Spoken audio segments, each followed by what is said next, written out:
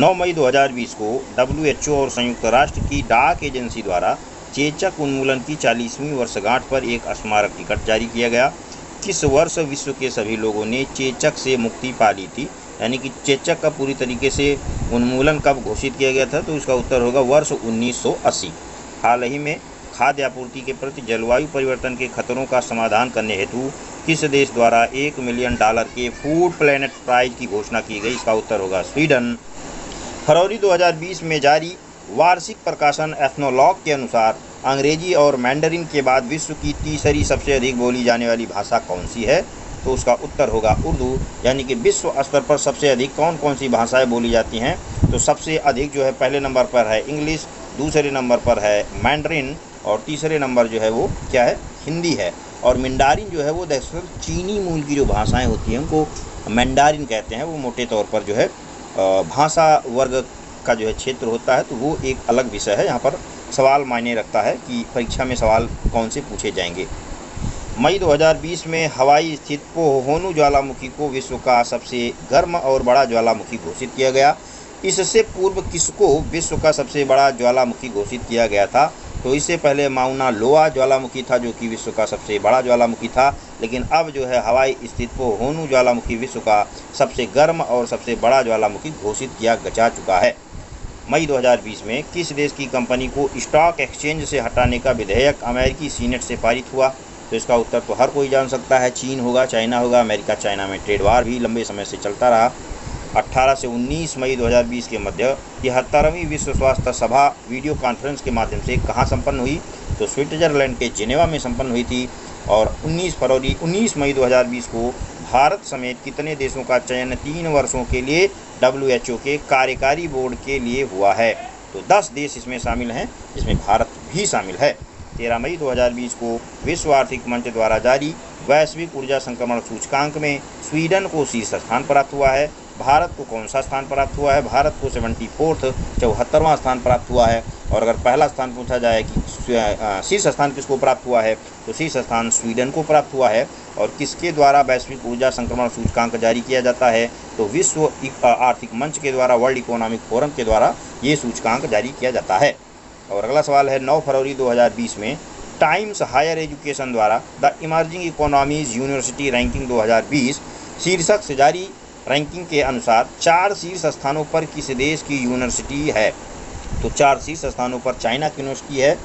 फरवरी 2020 में international institute of strategic studies द्वारा विश्व रक्षा व्यय पर मिलिट्री बैलेंस शीर्षक से जारी रिपोर्ट के अनुसार वर्ष 2019 में वैश्विक रक्षा व्यय में कितने प्रतिशत की वृद्धि हुई है? यहाँ पर ध्यान रखिएगा, यहाँ पर इंडिया के कॉन्सेप्ट में नहीं पूछा जा रहा है, वैश्विक रक्षा व्यय पर वृद्धि पूछा जा रहा है। तो 4% की वैश्विक स्तर पर जो है वो वृद्धि हुई है। फरवरी 2020 में मालदीव पुनः राष्ट्रमंडल का 54वां सदस्य बना है। इससे संबंधित निम्न कथनों पर विचार करना है। पहला है कि 1 फरवरी 2020 को मालदीव पुनः राष्ट्रमंडल का 54वां सदस्य बना है, तो पहला स्टेटमेंट सही है। मालदीव ने वर्ष 2016 से राष्ट्रमंडल की सदस्यता छोड़ी थी, तो ये भी स्टेटमेंट सही है। वहीं मालदीव वर्ष 1982 में राष्ट्रमंडल का सदस्य बना, तो तीनों स्टेटमेंट इसके सही हो जाएंगे। इंटेलिजेंस यूनिट द्वारा जारी लोकतंत्र सूचकांक 2019 से संबंधित निम्नलिखित कथनों पर विचार कीजिए। सही कथन का चयन करना है। यहाँ पे इस सूचकांक में नॉर्वे को शीर्ष स्थान प्राप्त हुआ है, तो पहला स्टेटमेंट इसका सही है। इस सूचकांक में भारत को 51वां स्थान प्राप्त हुआ है, दूसरा स्टेटमेंट भी सही है। सबसे अंतिम स्थान पर यानी कि 165वें स्थान पर उत्तर कोरिया है, तो तीसरा स्टेटमेंट भी इसका सही है। और अगर वहीं पर ये सवाल पूछा जाए कि लोकतंत्र सूचकांक 2019 किसके द्वारा जारी किया गया है, तो ये जारी किया गया है इकोनॉमिक इंटेलिजेंस यूनिट के द्वारा। नेक्स्ट है कि जनवरी 2020 में अंतर्राष्ट्रीय श्रम संगठन द्वारा जारी world employment and social outlook trends 2020 report से संबंधित निम्नलिखित कथनों पर विचार करना है। यानी कि यहाँ पर भी दिए गए कथनों में सही कथन की पहचान करना है, कूट जो है चेक करना है। तो यहाँ पर इसके तीनों स्टेटमेंट सबसे पहले जान लीजिए सही होंगे, लेकिन लिखा क्या है उसको भी देख लेते हैं। रिपोर्ट के अनुसार वैश्विक स्तर पर कार्यशील आयु जनसंख्या 5.7 बिलियन थी। दूसरा है कि युवा वर्ग जो कि 15 से 24 वर्ष की कैटेगरी में है, कार्यशील जनसंख्या 1.2 बिलियन दर्ज की गई है।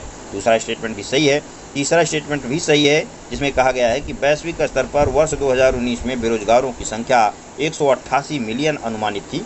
तो तीनों स्टेटमेंट इसके सही हैं। वहीं पर अगर ये सवाल पूछा जाए कि world employment and social outlook trends report 2020 किस संस्था के द्वारा जारी की गई है, तो ये जारी की गई है ILO के द्वारा, यानी कि अंतर्राष्ट्रीय श्रम संगठन के द्वारा।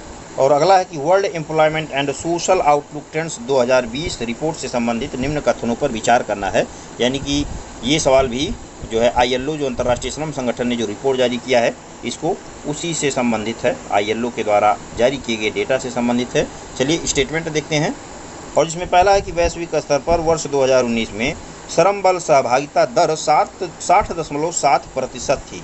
तो पहला स्टेटमेंट सही है, क्योंकि 2019 में श्रम बल सहभागिता दर जो है वो 60.7% ही थी। वैश्विक स्तर पर 2019 में बेरोजगारी दर 5.4% थी। तो रिपोर्ट के अनुसार बेरोजगारी दर 2019 में 5.4% थी। दूसरा स्टेटमेंट भी सही है।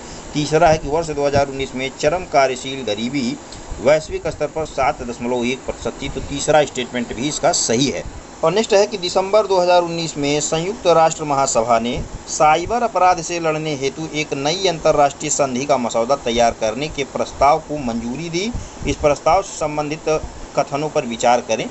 पहला है कि इस प्रस्ताव को रूस ने तैयार किया है, जिसे 193 सदस्यीय महासभा ने पारित किया है। पहला स्टेटमेंट सही है। इस प्रस्ताव को रसिया ने, रूस ने तैयार किया था। वहीं पर संयुक्त राष्ट्र महासभा, जिसके सदस्यों की संख्या 193 है, उसने जो है पारित किया। तो पहला स्टेटमेंट सही है। प्रस्ताव के पक्ष में 79 और विपक्ष में 60 मत पड़े। दूसरा स्टेटमेंट भी सही है। तीसरा स्टेटमेंट यूरोपीय संघ, संयुक्त राज्य अमेरिका सहित कुछ अन्य देशों ने इस प्रस्ताव का विरोध किया। तो तीसरा स्टेटमेंट भी सही है। इस प्रकार से जो है अंतर्राष्ट्रीय संधि का जो मसौदा तैयार किया गया था साइबर अपराध से लड़ने के लिए, संयुक्त राष्ट्र महासभा ने जिसको पारित किया था, उसके तीनों स्टेटमेंट इसके सही हैं। 2019 में WHO द्वारा जारी वैश्विक टीबी रिपोर्ट 2019 से संबंधित कथनों में से सही कथन का चुनाव करें। पहला है कि रिपोर्ट के अनुसार भारत में पिछले वर्ष की तुलना में टीबी रोगियों की संख्या में गिरावट दर्ज की गई है। पहला स्टेटमेंट सही है, गिरावट दर्ज की गई है। दूसरा है कि भारत में जहां वर्ष 2017 में टीबी रोगियों की संख्या 204 प्रति लाख थी, वह वर्ष 2018 में घट करके 199 रह गई है। तो इसके दोनों स्टेटमेंट सही होंगे। दूसरा स्टेटमेंट भी इसका सही है। और नेक्स्ट है कि नवंबर 2019 में वैश्विक आतंकवाद सूचकांक 2019 से संबंधित निम्नलिखित कथनों पर बताइए, विचार कीजिए। यानी कि सही कथन का चयन करना है। यहाँ पे सूचकांक के अनुसार 163 देशों के तुलनात्मक अध्ययन में अफगानिस्तान शीर्ष स्थान पर है। पहला स्टेटमेंट सही है, क्योंकि इस वैश्विक आतंकवादी सूचकांक में अफगानिस्तान को 7वां स्थान प्रदान किया गया था। इस सूचकांक में भारत 7वें स्थान पर है। तो 7वें स्थान पर जो है भारत है, और अफगानिस्तान जो है, माफ़ करिएगा, अफगानिस्तान जो है वो 7वें स्थान पे नहीं है। अफगानिस्तान जो है वो शीर्ष स्थान पे है, पहले स्थान पे अफगानिस्तान है। और वहीं पर इस सूचकांक में कुल शामिल देशों की संख्या कितनी है, तो टोटल शामिल देशों की संख्या है 163। आसियान संबंधी विभिन्न सम्मेलनों में हिस्सा लेने के उद्देश्य से प्रधानमंत्री नरेंद्र मोदी 2 से 4 नवंबर 2019 के मध्य किस देश की यात्रा पर रहे, तो थाईलैंड की यात्रा पर थे।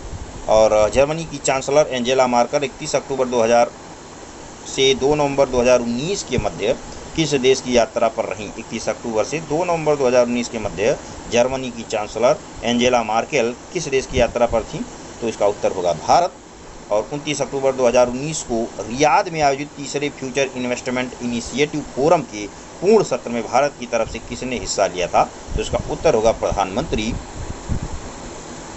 यानी कि मोदी जी ने। नवंबर 2019 में किस देश के साथ भारत का रणनीतिक साझेदार परिषद की स्थापना पर समझौता हुआ, तो इसका उत्तर होगा सऊदी अरब। अक्टूबर 2019 में इक्वाडोर ने वैश्विक संगठन ओपेक से बाहर होने का निर्णय लिया। यह निर्णय किस तिथि से प्रभावी होगा, तो ये निर्णय 1 जनवरी 2020 से प्रभावी हो चुका है। और इसी सवाल को दूसरे तरीके से पूछा जा सकता है कि हाल ही में 1 जनवरी 2020 को निम्नलिखित में से किस देश ने वैश्विक संगठन ओपेक से जो है बाहर होने का निर्णय लिया है, तो इसका उत्तर हो जाएगा इक्वाडोर। और अगला है कि 13 से 14 नवंबर 2019 के मध्य ब्रिक्स देशों के 11वें शिखर सम्मेलन का आयोजन कहाँ पर हुआ था, तो इसका उत्तर होगा ब्राज़ीलिया में, जो कि ब्राज़ील की राजधानी है। और अगला सवाल कथन कारण से संबंधित है, जैसा कि स्टेट PSC में, UP PCS में, बिहार PCS में सवाल इस तरीके से आते हैं। जिसमें पहला सवाल है कि हाल ही में भारत द्वारा संयुक्त राष्ट्र महासभा की तृतीय समिति के समक्ष आतंकवाद से लड़ने हेतु UNO और FATF के बीच सहयोग बढ़ाने हेतु भारत द्वारा मांग की गई, तो ये मांग की गई थी, ये स्टेटमेंट सही है। और कारण दिया गया है कि अंतर्राष्ट्रीय संगठित अपराध से सतत विकास लक्ष्यों को प्राप्त करने के प्रयासों को क्षति पहुंचाने के साथ साथ इससे अंतर्राष्ट्रीय शांति व सुरक्षा को गंभीर खतरा है। तो इसका कारण भी सही है, यानी कि यहाँ पर हो जाएगा कथन ए और कारण दोनों सही हैं तथा जो है बी स्टेटमेंट है वो स्टेटमेंट ए की सही व्याख्या करता है। अक्टूबर 2019 में वैश्विक प्रतिस्पर्धा रिपोर्ट 2019 के तहत जारी सूचकांक में संयुक्त राज्य अमेरिका को पीछे छोड़ते हुए शीर्ष पर कौन सा देश है? तो इसका उत्तर हो जाएगा सिंगापुर। वैश्विक प्रतिस्पर्धा सूचकांक 2019 में भारत किस स्थान पर है? तो वैश्विक प्रतिस्पर्धा सूचकांक में भारत जो है वो 68वें स्थान पे है। और अगला सवाल है जो कि आखिरी सवाल है इस वीडियो का, सितंबर 2019 में जारी report the international migrant stock 2019 के अनुसार अंतर्राष्ट्रीय प्रवासियों का शीर्ष स्रोत कौन सा है, कौन सा देश है? तो भारत होगा, यानी कि सबसे ज़्यादा प्रवासन कहाँ से होता है? तो सबसे ज़्यादा प्रवासन भारत से होता है।